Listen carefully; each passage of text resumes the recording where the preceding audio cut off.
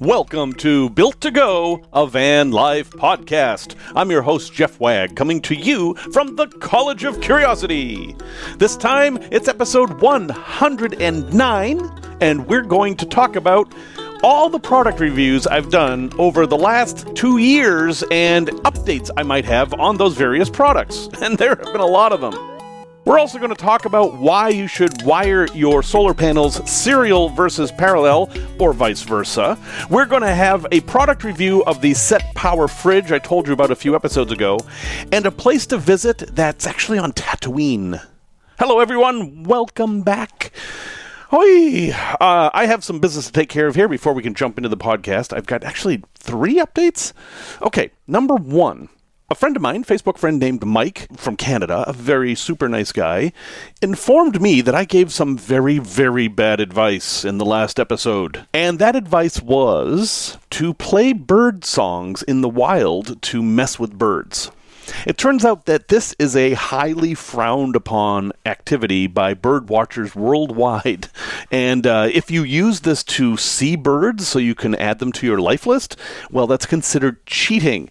It's also thought to be bad for the birds. So thank you, Mike, for bringing that to my attention. I will immediately stop doing that. And I've passed that along to everyone so that they can also not do that, despite me suggesting it was a lot of fun in the last episode.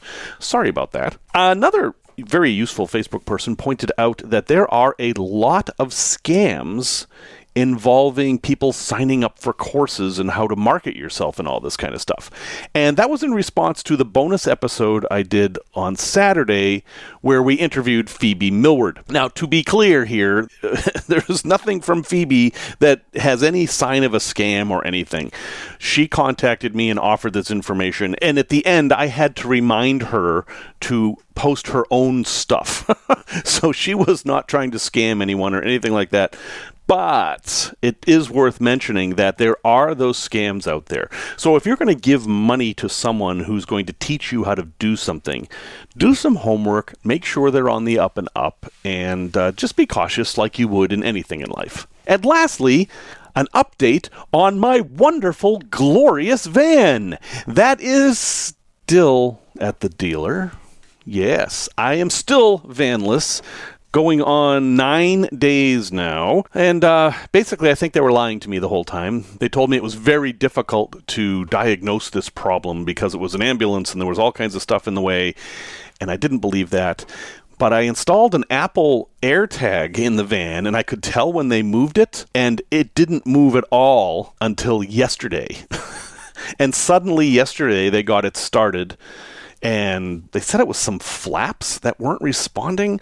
I don't even know if that's true. Sadly, I can't trust anything they say at this point. But I did have them replace the glow plugs, and now they're going to replace this other stupid fuel line that always leaks on these Sprinters. So I should have my van back today, if I can believe them, which according to the AirTag, I probably can't, because my van is now currently parked in the back lot where things go to sit. So, if you detect a little bit of grumpiness in this episode like last episode, well, now you know why. But let's get on with the episode here. So, over the past few years, I've reviewed a whole bunch of stuff, and often I review that stuff after I've used it for a while, but not a long while. You know, I won't just buy something and review it. I'll buy it and use it and then review it. But over time, you come up with different conclusions, and I thought I would share some of those with you and just go down some of the big items that I've reviewed over the last couple of years. First one I want to talk about is the Chin 200 amp hour lithium iron phosphate battery that I got from Amazon. It was about $750, I think, and I don't know what the current price is.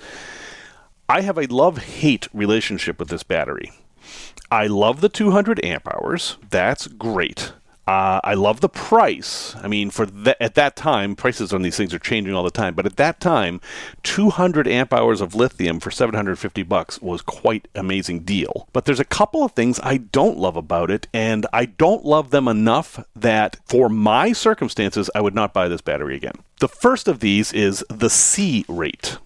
The C rate, which apparently comes from Coulomb's law, is the rate at which a battery can discharge. Or charge, but I'm worried about the discharge part. My battery has a 100 amp C rate. That means the maximum the battery can put out is 100 amps. And because it has a BMS, it's actually regulated. The BMS can shut the battery off if it goes over 100 amps. The problem is when you do math on a 12-volt system, it's not that hard to get over 100 amps. In a normal house, 100 amps is like the entire house, but you're dealing with a higher voltage. When you're dealing with low voltages, amps go up because watts are volt times amps. I mean, that's the simple math here, but all you really need to know is that in a van, you can exceed 100 amps fairly easily if you do something like run a hairdryer or run an electric heater, two things that are very difficult to sustain on a battery, or a water heater, or an electric cooktop, or as in my case, a microwave oven. I have a microwave. It's fine. I love it. But there are times when that microwave will draw more than the 1200 watts, which is 12 volts times 100 amps, and the inverter will shut off and all kinds of bad things will happen. And it's purely because my battery can't put out more power than that.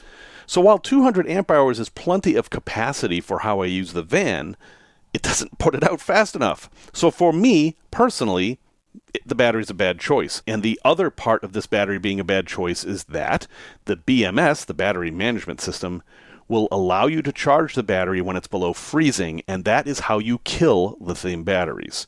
Right now, it is, and I'm not kidding here, it is -0, according to my watch in Chicago.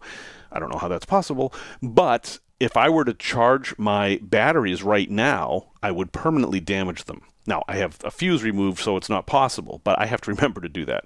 So, a good battery for the price, for the capacity, but not great if you're doing a lot of amperage or cold weather. It would have been actually perfect for my NV200 if I stayed down south. Now, for fridges, I've had 3 fridges now. All of them Chinese 12-volt compressor fridges on the less expensive side.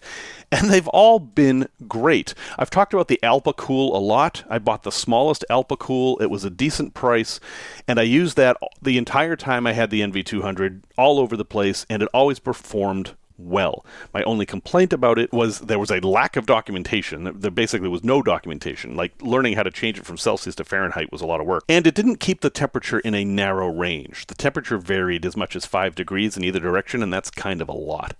But other than that, it was great. For the ambulance, I bought a giant Kori. It's 50-something liters, I forget. But it's a very big refrigerator freezer. And that has also worked very well. But I was surprised that it's mostly freezer with a little tiny refrigerated section, and that has been a little bit of a challenge. Also, it's too big. It is so tall that sitting on it is uncomfortable, and it isn't going to work for my build, so I have to figure out what to do with that. But now I have a Setpower AJ30, and it is the perfect combination of both of those. It's a dual chamber refrigerator that has a colder section and a warmer section. I wouldn't say freezer and refrigerator, but still you could put your lettuce in the warmer section and your drinks in the colder section. And it's the perfect size to slide under a bed. I'm going to have a better review of that in the review section of this podcast. And yes, this is the fridge that Setpower sent me for free to review. So stay tuned for that. How about the vans I've had? The most current ones are the NV200 and the Sprinter. The NV200, in retrospect, is a brilliant little van. I am pretty convinced now that if you are looking for a small van, the NV200 is the winner there. Super easy to drive, great on gas mileage, and with the tallest ceiling to floor ratio of any of the vans. There are many good vans out there, don't get me wrong. The Transit Connects are great. Even the ProMaster Cities have their pluses. But the NV200, if you're considering them, they're wonderful. I know they're not made anymore in the US or anywhere in North America, really, but they're very common. It's never hard to find parts, and the parts are cheap. I was really surprised that when someone smashed my taillight, it was only $50 to replace it, and it came with the bulbs. So, NV200, full high marks, a very simple, well-engineered, easy van. And I miss it because now I have a Sprinter.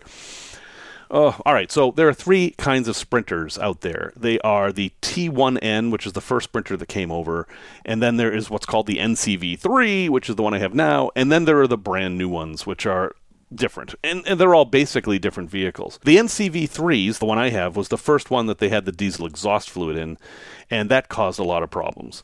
I'm confident that those are fixed with the recalls, and you can get a big check, and all that stuff is good. But wow, it is so difficult to get anyone to work on this thing, and it's so expensive that it's hard for me to recommend older Sprinters. If you want to get a really old Sprinter and you have a place to work on it yourself, I think a T1N can be a wonderful vehicle for you. But if you don't have a place to work on it yourself, an NCV3 vehicle, that would be up through 2016, is going to be very expensive and very problematic. I am going through this with my dealer right now. They're the largest Sprinter repair shop in the Midwest, and they can't find the time to work on the van. I don't know what to do. That's the bottom line. So, yeah, that's my Sprinter review. When the thing's running, it's a pretty good van. It has some quirks, and maybe I'll do a whole thing about the quirks of the Sprinter, because it is a little weird. Okay, another thing I used all the time is the Gas One butane propane stove. This is the basic butane cooktop that you can get on Amazon for like $20, or you can get them at Asian supermarkets. It's the easiest, simplest, most awesome way to cook in a van that I have found. You put in a butane canister, you turn the knob, it clicks and lights itself, and you can control the flame just as much as on a home stove. It's portable, the butane canister lasts for maybe 10 meals, and it has a hose that you can hook up to a propane canister if that's what you want to do. I even had this thing permanently installed in my ambulance to pass the RV test for the state.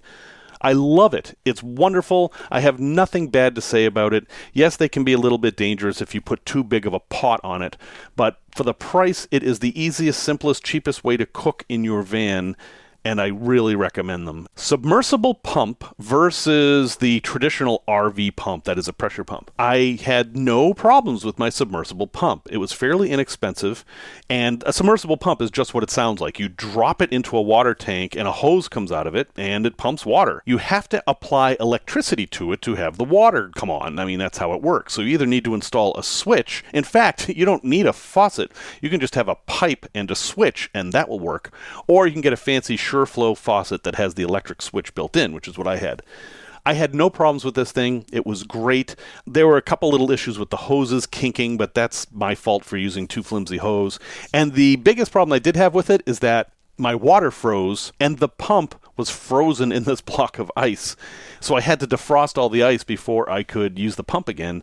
Again, totally my fault. But the good news is that it survived it. Now, the traditional pressure pumps, the kind you'd find in RVs, where your entire water system is always pressurized and a drop in pressure triggers the pump to work, that's what I have now.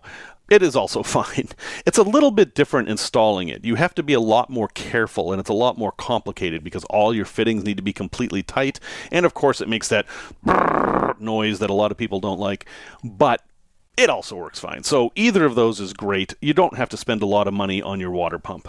Now, the dog pool shower. I made a video about how to shower in any van or car, and it's basically to use a USB-powered shower head and a dog pool. And you sit in the dog pool, because in the NV200, there's no way I'm standing up, and you do a shower like that, and the dog pool catches all the water, and then you can drain it outside, or you can use the pump to drain it into a gray water tank if you want to.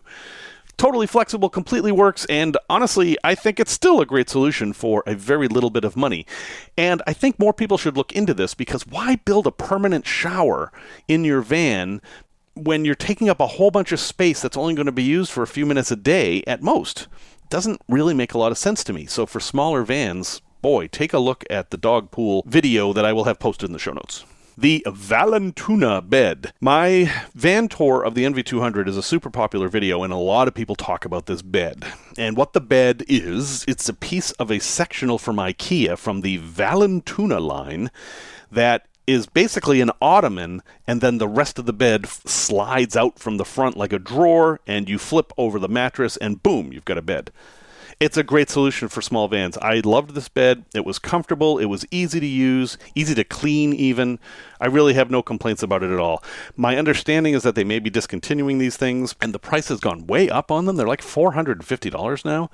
But it was a perfect solution for my NV200, and I still recommend it. Okay, the Boss Audio BCPA 10RC Apple CarPlay Android Auto Car Multimedia. The stereo I put in the ambulance is actually really good. This is a single DIN stereo. That means it only takes up one spot, which means it will fit in any vehicle. With a giant touchscreen that's on a swivel, it's a perfect retrofit stereo for any van. It's really quite good. I have minor quibbles about it. For example, there aren't any hard buttons to forward to the next track, but it does have a volume knob, which is really nice. For the price, I mean, these things are less than $300 and they come in two sizes. It even comes with a backup camera that is brilliant. So, yes, these are wonderful. I do recommend them. I've had really no problems with them at all. One pro tip, if it starts acting weird, there is a reset button underneath it that you can press with a ballpoint pen or something like that, and that will probably solve any problems you have. So, yes, love that. The combo DC to DC charger and MPPT solar charger, the Setpower that I've talked about in like 6 episodes, no, don't recommend it at all. Don't. Get separate DC to DC charger and separate solar panel. That was a lesson I learned.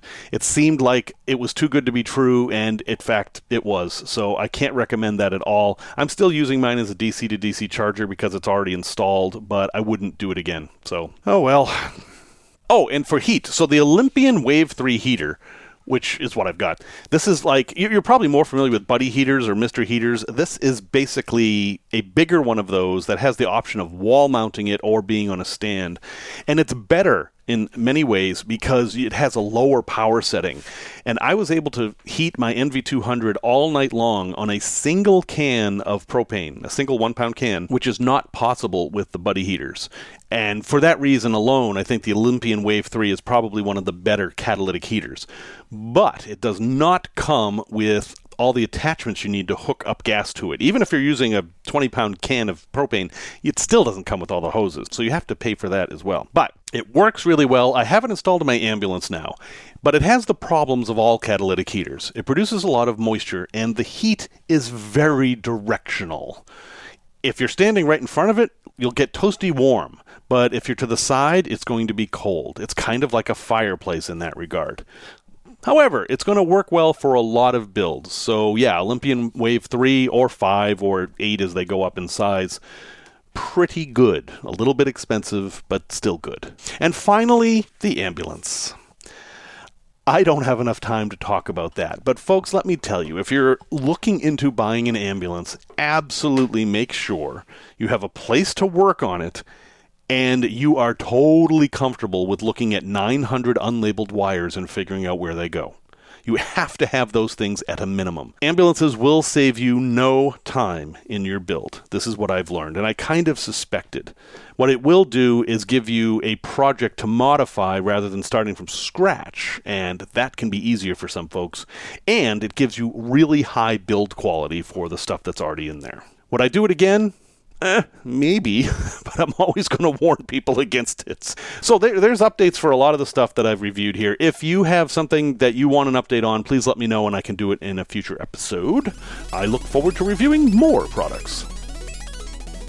Tech Talk. I've talked about this before. I'm going to talk about it again because a lot of people have questions about this. When you wire your solar panels, should you do it in serial or parallel? Now, if you have only one panel, this question doesn't make any sense. But if you have more than one panel, there are 2 ways to hook them up, just like there are 2 ways to hook up multiple batteries. You can basically wire them in serial, which will increase the voltage, or you can wire them in parallel, which will increase the amperage. Both have their benefits. Most people these days recommend that you wire in serial because that will increase the voltage and that will allow the panels to produce more power in low light. And as long as you have a good quality MPPT controller, those extra volts will get converted into amps, which is power. But there are disadvantages. One of them is that you will need a more expensive MPPT controller because it will need to be able to handle that higher voltage. And a lot of the inexpensive ones can't. The other thing is a problem called shading. So let's say you find the perfect campsite and you're parked next to the river and everything's beautiful, and there's a tree overhead, which is great because it provides shade right outside your van. But there's this one branch that puts shade across your solar panels. In a system that's wired parallel, it will simply ignore that shaded part. You're going to lose the power from those cells that are under the shade, but that's fine.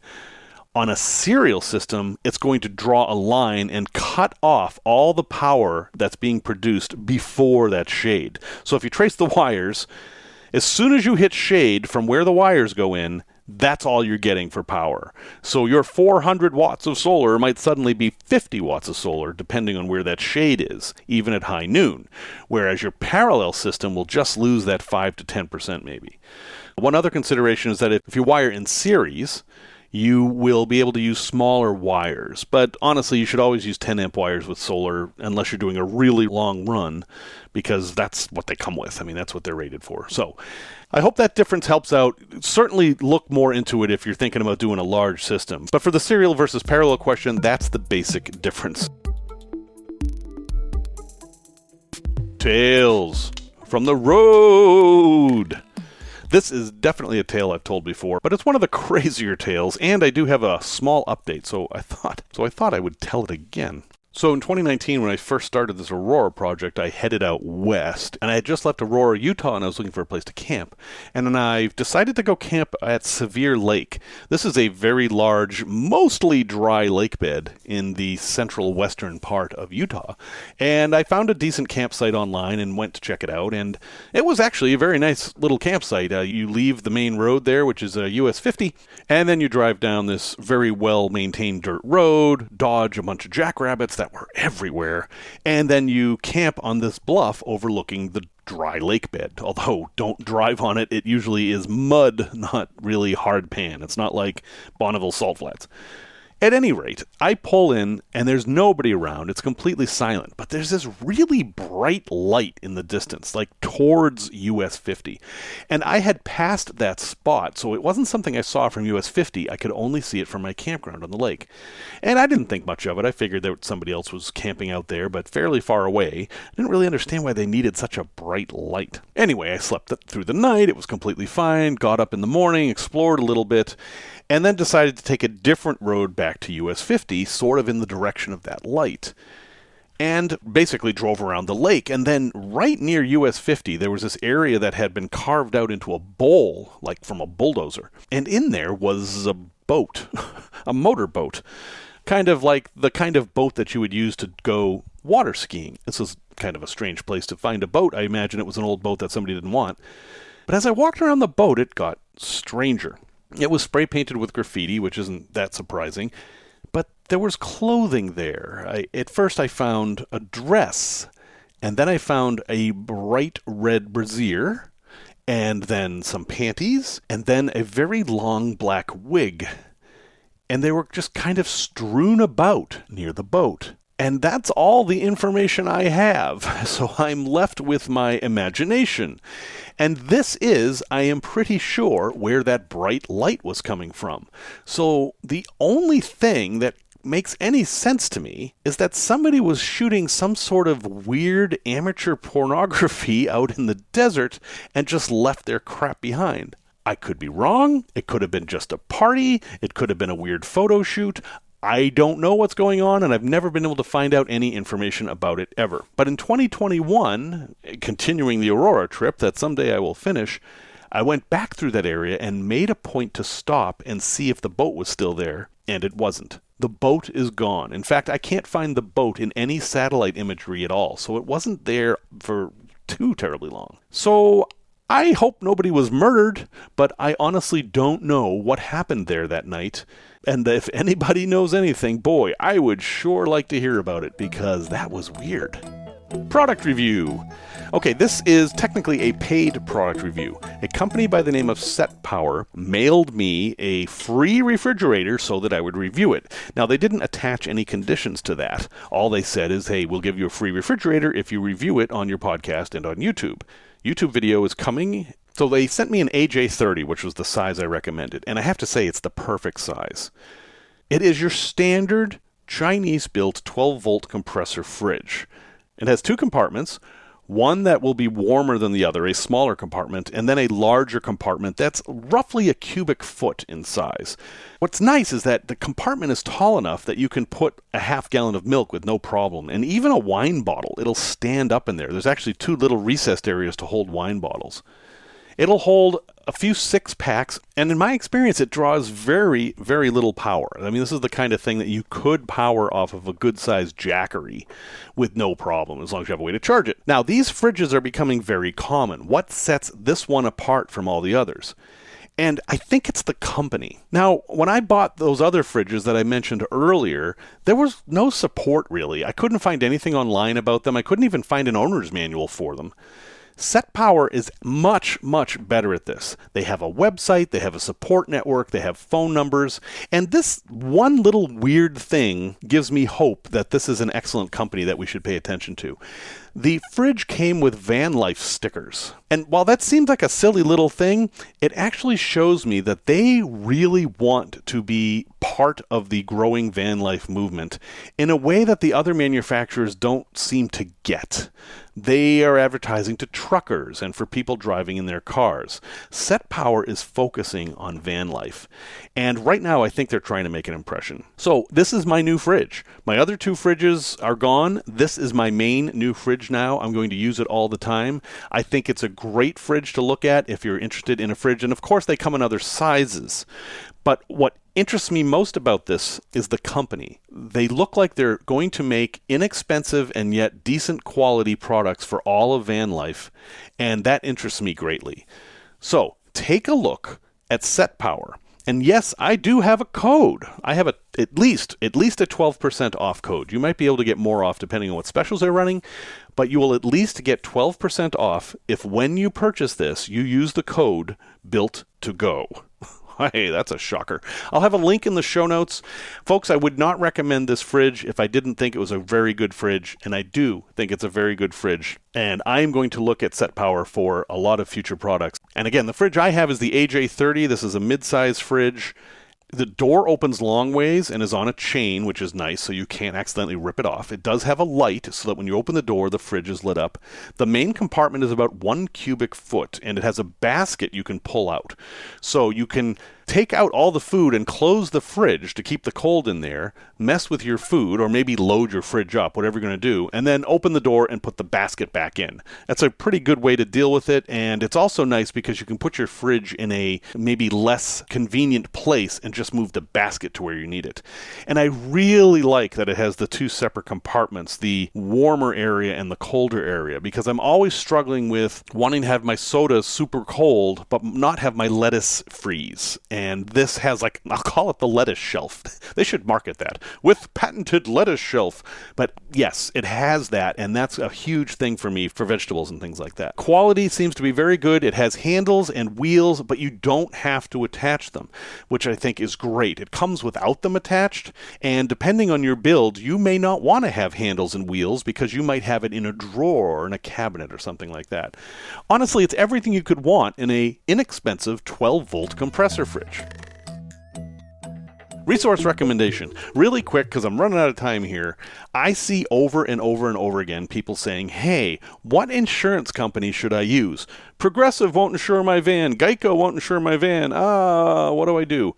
And the answer I keep seeing coming up, and my answer as well, is State Farm. For whatever reason, State Farm seems to be much more flexible in insuring these rigs than anybody else. I don't know why that is. I don't know why they think it's a better market position for them than for other folks, but that's what they're doing. Now, I've used State Farm for 20 years.